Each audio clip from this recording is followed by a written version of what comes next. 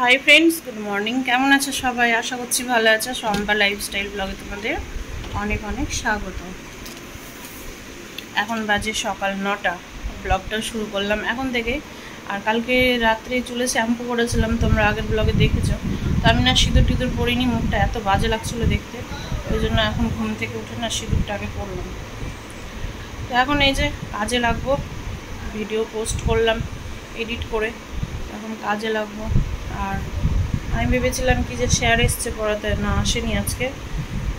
Phone করে জুথিকে আজকে স্যারের জায়গাটা দিয়েছে, তো জুথি এখন ওদের পড়াগুলো নিচ্ছে, ঠিক আছে। তো এখন চলো কাজগুলো সেরে ফেলি, ঘরটার ঝাড় দিই, বাসন টাসন ধুই, ঘরটার মুছে নিই। আর হচ্ছে আজকে আবার ওই শামসি থেকে কাস্টমার আসবে, তো রান্নাও করব। দাদাটা আসে তো দুপুরবেলা, না অত দুপুরবেলায় বাজে লাগে না, একটু খাইয়ে টাইয়ে পাঠাই। তো দেখি কি রান্না বান্না করছি। ডিপে আছে, ফ্রিজে ডিপে আছে মাটন। তো এখন ভাবছি মাংসটা রান্না করব, আজকে বুধবার। তো দাদাটা মানে আবার মাংস খায় না, আবার দেখি ডিম টিম বা একটা কিছু রান্না করে দিতে হবে আলাদা করে। চলো রান্না বান্না সেরে ফেলি, আবার কাজে লেগে পড়ি। যদিও ভাবি কি যে বাইরে গেলে হয়তো 2 দিন রেস্ট পাবো, কিন্তু বাইরে যাওয়ার কষ্টটাও আলাদা, ঠিক আছে। এত কষ্ট ওই বাসের মধ্যে ওই রকম করে বসে টসে আসো। স্যারদেরকে কি করে সামলায়, আমার মাথা ব্যথা হয়ে গেছে। তো এদিকে দিদুন ঘুমাচ্ছে। কালকে দিদুন অনেক, তোমাদেরকে তো আর দেখায়নি, অনেকক্ষণ জেগেছিল, অনেকক্ষণ, তাও প্রায় মনে হয় 4টের কাছাকাছি জেগেছিল। কিছুতেই ঘুমাবে না, শুধু দাদুকে খুঁজছে, শুধু দাদুকে খুঁজছে। আর লাস্টে তো ওই যে তিতলিকে বললাম যা উপরে গিয়ে তোর বাবার সাথে ঘুমা। তিতলি তো আর কিছুতেই গেল না, এখানে ঘুমিয়ে পড়লো। তোর বাবা বলছে থাক এখানে ঘুমাক, তুমি উপরে চলো। দিয়ে উপরে গিয়ে ঘুমিয়েছি। আমার তো ওই যে উপরে ঘুমানো অভ্যাস নেই, আমারও কিছুতেই আর ঘুম আসে না। দিয়ে কালকে না লাস্টে আনিস একটা শরীর আমার কেমন হচ্ছিল,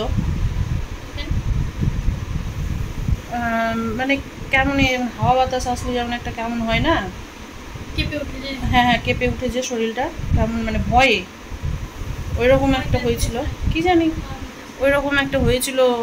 আর না আমি মানে কেমন একটা করছিলামও, বুঝতে পারলি তো। দিয়ে তোর বাবা আবার উঠালো আমাকে, বলছে কি হয়েছে কি হয়েছে। তোমাকে আর বোনকে তাহলে বাইরে নিয়ে না ভীষণ ভয় লাগছিল।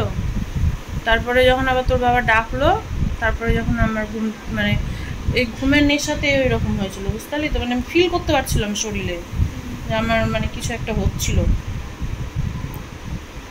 তো যাই হোক, সকালবেলায় যে 6:30 বাজে ঘুম থেকে উঠেছিলাম, দিয়ে আবার নিচে আসলাম। নিচে এসে আবার একটু, যতই হোক একটু ফোন ঘাটাঘাটি না করলে ভালো লাগে না। লাস্টে আবার একটু ফোন টোন ঘেটে আনছে, না এডিট করি। তো চলো তোমাদের সাথে অনেক কিছুই শেয়ার করব, তো পুরো ব্লগটা দেখতে থাকো আর সাথে থাকো। দিদুনের এখন গুড মর্নিং হলো, আর দিদুন এখন জল দিয়ে মুখটা ধুচ্ছে।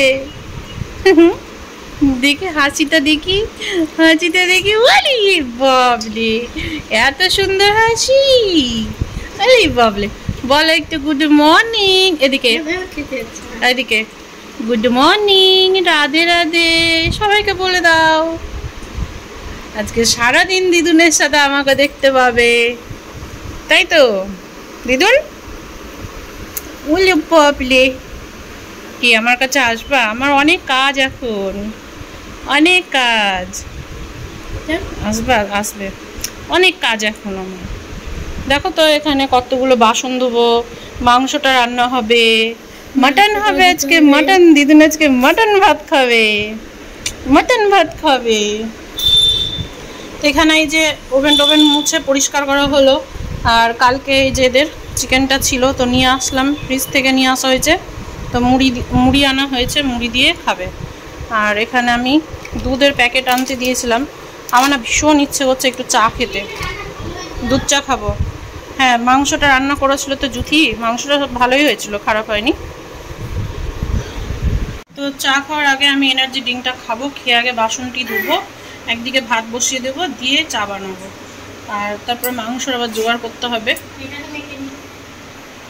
তো চলো পুরো ব্লগটা দেখতে থাকো আর সাথে থাকো।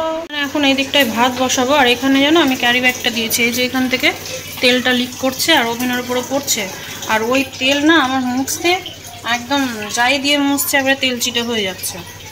আর এখানে এই যে এখন টমেটো, ছোট ছোট দুটো টমেটো ছিল, আর তো বাজার যাওয়া হয়নি, তো টমেটো, কাঁচা লঙ্কা, শুকনো লঙ্কা সেদ্ধ করলাম। এখান থেকে একটু ডিমের মশলাটাও বের করে নেব, ঠিক আছে, ওই জন্য একটু লঙ্কা টঙ্কা বেশি করে দিলাম। দুটো ডিমের ঝোল করব ওই দাদাটার জন্য। আর এখানে হচ্ছে চা, জুথির আর আমার দুইজনের চা। এখন তিতলি বলছে মা আমাকে চা দাও, এখান থেকে হচ্ছে তোমরা চা করছো আমাকে বলবা না। তো চাটা না আমার খুব একটা ভালো লাগলো না, কালারটা আরেকটু ভালো হলে ভালো লাগতো দেখতে। আর এখানে এখন আমি এই যে বড় গামলাটার মধ্যে মাংসটার জল, মানে মাংসটা বরফ ছাড়ানোর জন্য এইভাবে জলটা একটু ছেড়ে রাখলাম, তাহলে তাড়াতাড়ি ছেড়ে যাবে, নাহলে ভীষণ দেরি হয়ে যাবে রান্না করতে, কারণ মাংসগুলোকে বাছতে হবে, বাছা হয়নি। তারপরে আবার পাটাতে একটু আদা জিরে বাটবো মাংসের জন্য, ডিমেরও হয়ে যাবে ওখান থেকে। এই বিস্কিটটা এত ভালো, ঠিক আছে, ওই যে বলেছিলাম যে হালকা কোকোনাট ফ্লেভার আর অল্প অল্প ওই ইসের মতো পোস্ত বা সুজির মতো চিনির গুঁড়ি গুঁড়ি দেওয়া, দেখো দেখতেই পাচ্ছ। তো এই বিস্কুটটা এত টেস্ট না খেতে, মানে এই বিস্কুটের নেশায় আমি চা খাচ্ছি। তো এদিকে ভাত তো হয়ে গিয়েছে, আর এদিকে কড়াইয়ে তেল গরম করছি, মাংসর যে আলু আছে সেই আলুটা ভাজবো। আর এইখানে দেখো বেশ এমনি কয়টা আলু ছিল, ছোট ছোট ছিল সাইজগুলো, তো এই কটায় আলু দেবো। জুতি বলছে মা আলু দাও মাংসতে, তুমি এখন আলু দাও না, খেতে ইচ্ছে করে। এখানে আদা জিরে আর একটু রসুন বেটে নিয়েছি, এখানে আছে পেঁয়াজ রসুন আর গোটা রসুন রেখেছি। আর এখানে এই যে ডিমের ঝোলটা হয়ে গিয়েছে, ডিমের পোচ করে না আলু দিয়ে একটু ডিমের ঝোল করেছি। আর এই যেখানে মাংসটা ধুয়ে রেখেছি, তো এখন রান্নাটা বসিয়ে দেব, নাহলে অনেক বেলা হয়ে যাচ্ছে। আর এখানে এখন আমি দেখো কড়াইয়ে আলুটা ভেজে নিচ্ছি। তো আলুটা খুব যে একটা কড়াইয়ে মানে ভালো করে একটু জালটা কমিয়ে ভাজবো বা সেদ্ধ হবে ওই রকম ভাজবো না, কারণ হচ্ছে আমি না মাংসটা প্রেসারেই দেব, তো তার সাথে আলুটাও দিয়ে নেব।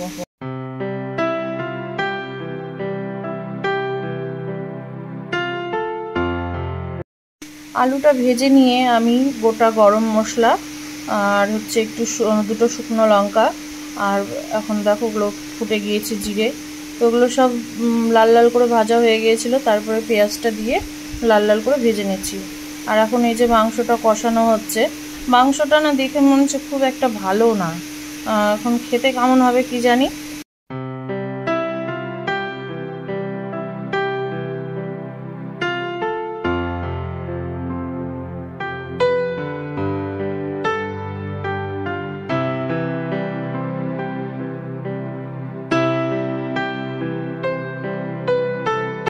তো এদিকে হয়ে গেছে খাসির মাংসের একদম লাল লাল ঝোল, ঠিক আছে, ঝোলটা আর একটু রাখলেও না ভালো হতো, আলু আছে তো টেনে নেবে। তো যাক এখন খাবো, খিদে পেয়েছে ভীষণ। সকলকে জানাই গুড ইভিনিং। আমি তো দুপুরে খেয়ে দিয়ে বাম্পার ঘুমিয়েছিলাম, তার মধ্যে ঘুমের মধ্যে বারবার ফোন আসছিলো, বারবার উঠতে হচ্ছিলো, কারণ হচ্ছে 2 দিনই প্রায় রাত জাগা। আর জানোই একদিন রাত জাগলে না 2 দিন যদি ঘুমিয়েও পূরণ করো তো নাকি পূরণ হচ্ছে না, এরকম একটা ব্যাপার হয়।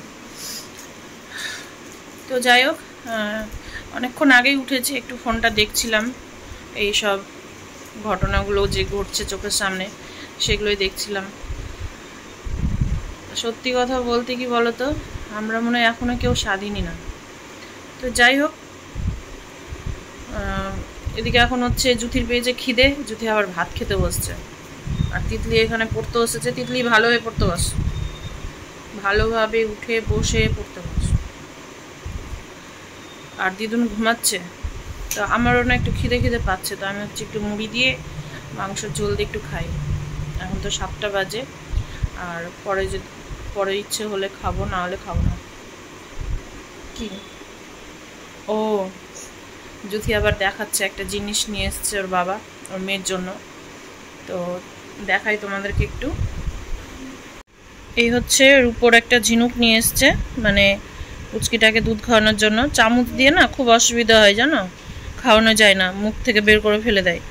তো ঝিনুকটা দিয়ে আমি আমার ঝিনুক দিয়ে ভালো খাওয়াতে পারি, কারণ দুটো মেয়েকে আমার ঝিনুক দিয়ে খাইয়ে মানুষ করেছি। তো ওদের দুই বোনের যে ঝিনুকটা সেটা না পাচ্ছি না খুঁজে। ওই ঝিনুকটা খুবই ভালো ছিল, আর ওটা ছিল কাঁসার।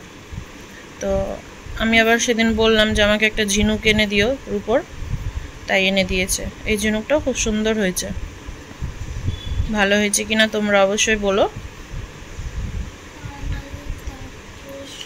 এবার এটা দিয়ে খাওয়াতে না দেরি লাগবে না, তাড়াতাড়ি হয়ে যাবে। আর চামচ দিয়ে তো অনেকক্ষণ সময় লাগে খাওয়াতে। দিদুনকে সেই ছোট থেকে অভ্যেস করাছিলাম যে ফিটিং বোতলে খাওয়ানোর, তো কোনো মতেই না ফিটিং বোতলে খাই না। আমাদেরকে এই তোলা খাওয়াতে গেলে না জোর করে খাওয়াতে হয়, তাই চামচ দিয়ে জোর করে খাওয়াই। তাও তো এখন শিখেছে খাবো না খাবো না। যতবার মুখে নিয়ে যায় খাওয়ার, ততবার এরকম এরকম করতে গিয়ে কত যে দুধ ফেলে দেয় যে কি বলবো। এখন যেই খাওয়ারই দিই না কেন, খাবো না খাবো না খাবো না, ব্যাস সবসময় একটা মাথা নাড়াচ্ছে খাবো না। তো সেই ছোট থেকে চেষ্টা করি মুখের মধ্যে না বোতলটাকে নিয়ে শুধু চিবাই, খাই না। আর যেইটুকু দুধ যায় ওইটুকু দুধ মুখ থেকে বের করে ফেলে দেয়। ওই জন্য চামচ দিয়ে আমাদেরকে জোর করে খাওয়াতে হয়। তো সেই জন্য যাতে তাড়াতাড়ি খাওয়াতে পারি, ওই জন্য এই ঝিনুকটা নিয়ে আসা। এটাকে আমরা ঝিনুকই বলি, আবার অনেকে অনেক রকম ভাষায় বলে, তো এটা আমরা ঝিনুক বলি।